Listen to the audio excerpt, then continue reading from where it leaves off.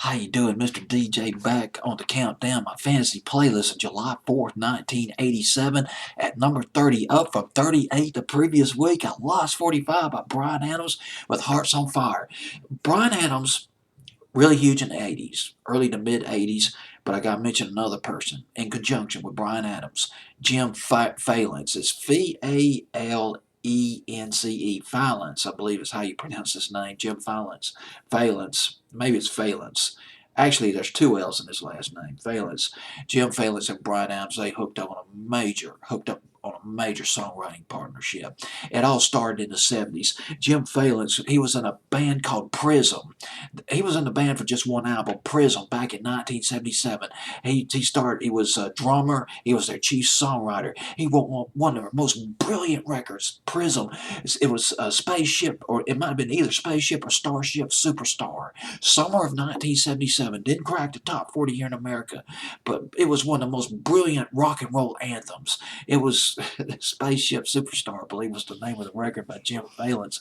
He wrote that. He might have also wrote another song they did that was space related called Take Me to Your Captain and Tell Him I'm Here. Another hard rock, campy hard rock, acid drenched sci-fi classic, whatever you want to call him, Jim Valence.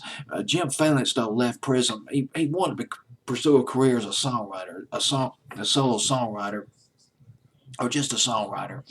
And he hooked up with Bryan Adams. Bryan Adams was in a band called Sweetney Todd back in the late 70s, but he left the band to pursue a solo career.